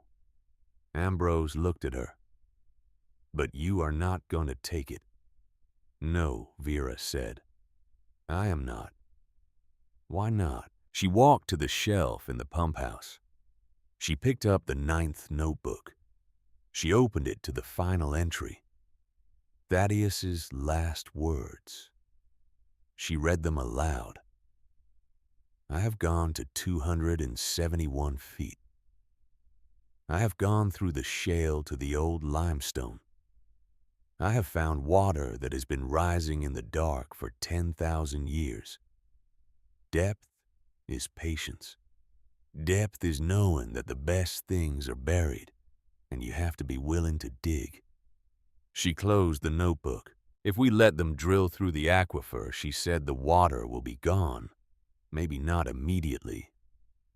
Maybe not for years. But eventually, the pressure will drop. The formation will collapse. And our grandchildren will have nothing. She looked at Ambrose. Thaddeus drilled this well because he was thinking about people 50 years in the future. People he would never meet. People who would drink this water after he was dead. If I sell the mineral rights for money, we need today, I am saying that money matters more than water. That our generation matters more than the next one. She set the notebook back on the shelf. I will not do that. The water stays, Ambrose nodded slowly. Then we tell them no, he said. Vera wrote the response herself. 1 page, typed on company letterhead. Dear Sirs, thank you for your offer regarding mineral rights on the Merrick property. I must respectfully decline. The aquifer beneath this land has been producing clean water for 57 years. With proper management, it will continue producing for another 200. The water is more valuable than any mineral beneath it. The water is renewable. The water is irreplaceable. The answer is no. Sincerely, Vera Merrick. She mailed the letter in March. She never received a response. The War Department found their rare earth minerals somewhere else. The years passed. The daughters grew up. Samantha studied chemistry at Indiana University. Margaret studied business at Purdue. They both came back to Milford after graduation. They both joined the company. By 1960, they were running daily operations. By 1965, Vera had stepped back to an advisory role. In 1968, Samantha's daughter enrolled at Purdue. Her name was Rebecca. She studied hydrogeology. She was the first woman in the program. She graduated in 1972 with honors. Her thesis was titled, Mapping the Ordovician Aquifer System of Southern Indiana. The thesis took 3 years to complete. Rebecca surveyed every well in 12 counties. She measured depths. She tested water samples. She mapped the underground formations with a precision that would have made Thaddeus weep with pride. Her conclusion: the Ordovician Aquifer beneath southern Indiana was one of the finest freshwater formations in the Midwest. It extended beneath most of Orange, Lawrence, and Washington counties. It was accessible at depths between 250 and 300 feet. And only 4 wells in the entire region had ever reached it.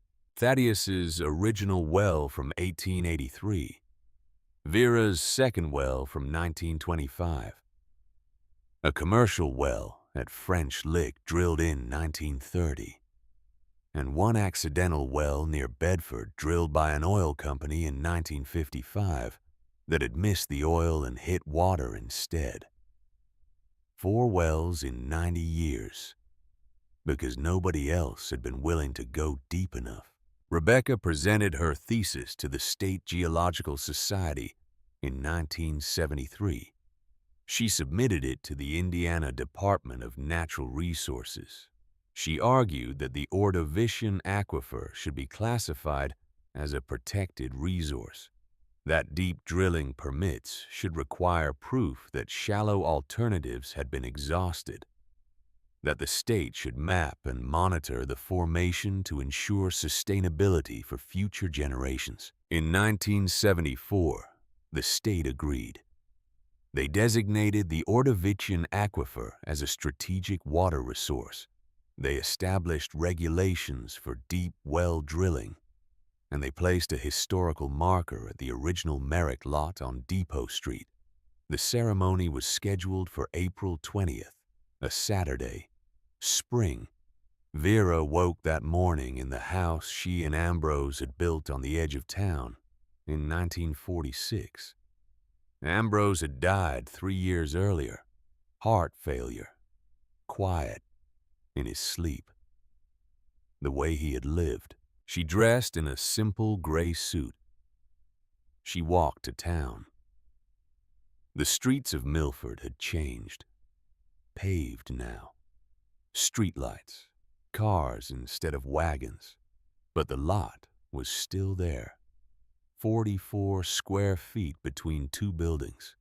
The pump house still standing. The well still flowing. The ceremony started at 10. 200 people gathered in the alley. State officials, newspaper reporters, people from town who remembered Thaddeus, people from town who remembered the epidemic, people from town who remembered laughing in the courthouse in 1923. 3. When a 17-year-old girl inherited a hole in the ground. The historical marker was granite, 3 feet tall, 2 feet wide. Bronze plaque. On this site in 1883, Thaddeus Merrick drilled a 271-foot artesian well, reaching the Ordovician limestone aquifer. His work demonstrated the value of deep groundwater resources and established the foundation for modern hydrogeological science in Indiana. The well continues to flow at its original rate after 91 years. Dedicated April 20th, 1974. The state geologist gave a speech about aquifer conservation. The mayor gave a speech about town history. Rebecca gave a speech about her grandmother's work and her great-great-uncle's vision. Then they asked Vera to speak. She walked to the front of the crowd, 68 years old, white hair, hands scarred from 40 years of working pumps and bottles and equipment. She stood in front of the marker and looked at the faces. Some she knew. Some she did not. Some were descendants of people who had laughed at her. Some were descendants of people who had helped her. All of them were here because of water, because of one man's patience, because of one well. She spoke without notes. In 1923, she said, Judge William Porter read a will in the probate court 3 blocks from here. The will said I had inherited 44 square feet of land. A man in the courtroom laughed and said I had inherited a hole in the ground. He was right. I did inherit a hole in the ground.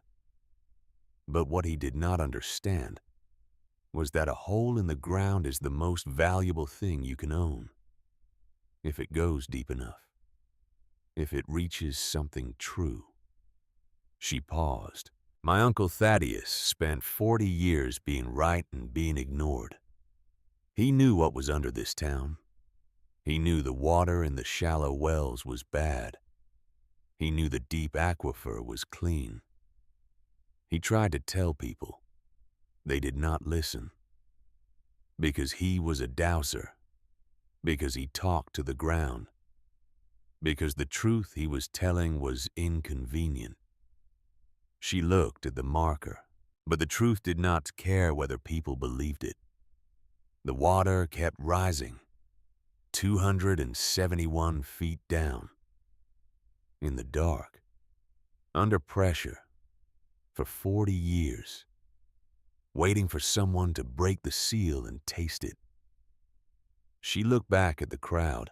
Thaddeus taught me that patience is not passive. Patience is not waiting. Patience is water rising in a casing for 40 years while the world walks past and calls you a fool. Patience is knowing that the ground does not care about opinions. The ground only cares about depth, about whether you are willing to go through the easy layers to the hard ones, about whether you are willing to drill through the shale that stops everyone else because you believe something better is underneath.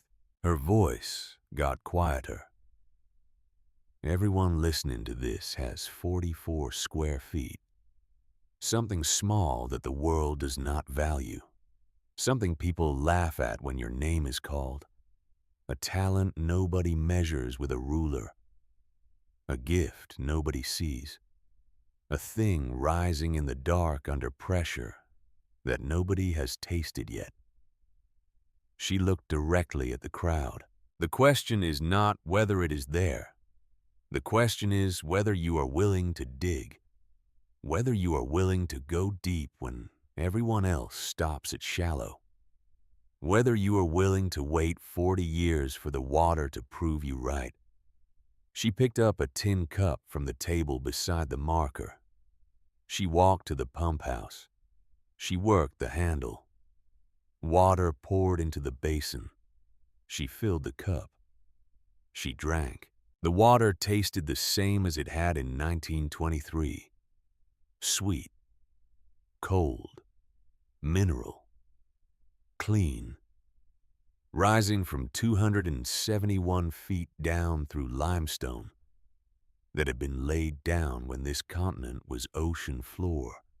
Rising the same as it had for 91 years. As it would keep rising for another 100, another 200. As long as someone protected it, as long as someone remembered that depth matters more than distance, that patience is power, that the best things are buried. Vera set down the cup. She walked back to the crowd. After the ceremony, a man in an expensive suit approached her. He introduced himself as a representative of a beverage company. He said his company was interested in acquiring Merrick Artesian Water. He mentioned a figure. $8 million, cash, immediate. For the business, the wells, the water rights, everything. Vera looked at him. No, she said. The man blinked. I have not finished explaining the offer, he said. You do not need to, Vera said. The answer is no. This water is not for sale. Not for 8 million. Not for any amount. My uncle drilled this well in 1883 because he was thinking about 1974. I am thinking about 2074. The water stays in the family. The water stays protected. The answer is no. She walked away. She walked to the pump house. She sat on the stone step where she had sat 51 years earlier when she first drank from the sealed bottle Thaddeus had left for her. The stone was cool. The chamber smelled like iron and water and time. She closed her eyes. She could hear the pump dripping, once every 11 seconds. The same rhythm it had kept for 91 years, the heartbeat of the earth. the pulse of something older than memory. She thought about Thaddeus, about the notebooks, about the 9 months he spent drilling by hand through limestone and shale, about the 40 years he spent being right while the town called him a fool, about the sealed bottle he left on a shelf in the dark with a note that said, "Drink this first." She thought about the courthouse, about the laughter, about Harrison Caldwell's face when he realized the hole in the ground was deeper than he had ever looked. She thought about the epidemic, about the line of people with buckets and jars, about the choice to give it away, about Caldwell's confession, about forgiveness. She thought about Ambrose, about 40 years of working beside someone who never asked her to be less than she was, about daughters and granddaughters, about water rising through generations. She opened her eyes. She looked at the pump, still dripping, still rising, still proving every day that Thaddeus had been right about depth, about patience, about the truth that waits in the dark for someone willing to dig. Vera stood up. She walked to the shelf. She picked up the 9th notebook. She opened it to the final page. Below Thaddeus's last entry, she wrote her own in pencil and small, neat letters. April 20th, 1974. The well flows at 3.5 gallons per minute. 51 degrees. Unchanged after 91 years. The state has placed a marker. The family will protect the water. Thaddeus was right about everything. Depth is patience. Patience is power. The water keeps rising. It always will, as long as someone remembers to go deep. She closed the notebook. She put it back on the shelf with the others. 51 years of her life. 91 years of the well. 4 generations of family. All of it built on 44 square feet, and one man's willingness to drill deeper than anyone else believed was necessary. She walked out of the pump house into the spring sunlight. The crowd from the ceremony had dispersed. The alley was quiet. The town moved around her the way it always had. Cars instead of wagons. Electric lights instead of kerosene. But the ground beneath was the same. The water beneath was the same. Rising. Always rising. In the dark. Under pressure. Waiting for the next person willing to break the seal and taste the truth. Vera walked home through the streets of Milford, past the square where Morrison's Cafe had been, past the corner where the feed store still stood, past the courthouse where a judge had read a will and a room full of people had laughed at a girl who inherited nothing. She walked slowly. Her knees hurt. Her back hurt. She was 68 years old, and she had spent 51 years building something from nothing. From 44 square feet, from one sealed bottle, from 9 notebooks full of measurements that nobody believed until the water proved them true. When she reached her house, she sat on the porch and watched the sun go down over the town. The same sun that had set over the town the day Thaddeus drilled the well. The same sun that would set over the town when her great-great-grandchildren were running the company. The water would still be rising then. 3.5 gallons per minute. 51 degrees, unchanged. Because some things are built to last. Some things are buried deep enough that time cannot touch them. Some things are true enough that patience is the only proof they need. Vera closed her eyes. She listened to the evening, to the sound of the town settling, to the sound of water rising somewhere beneath the street, beneath the buildings, beneath the noise and the hurry and the forgetting, still rising, still waiting, still proving that depth is not the same as distance, that patience is not the same as waiting, that the best things in this world are the things we dig for, the things we protect, the things we leave behind for people we will never meet, who will drink from wells we drilled, and know that we were here, that we went deep, that we believed the ground had better things to give than what was easy to reach. Vera smiled. The water was still rising. It would rise tomorrow, and the day after, and every day until the sun burned out and the continent shifted, and the limestone returned to the ocean it came from. But until then, the water would rise, and someone would drink it, and they would taste what Vera had tasted, what Thaddeus had tasted, what 4 generations had tasted. They would taste patience. They would taste depth. They would taste the truth that waits in the dark for anyone willing to go looking. And they would know that 44 square feet is enough. If you know how to dig, if you know how to wait, if you know that the ground keeps its promises better than any person ever could, the water keeps rising. That is the promise. That is the inheritance. That is what lasts.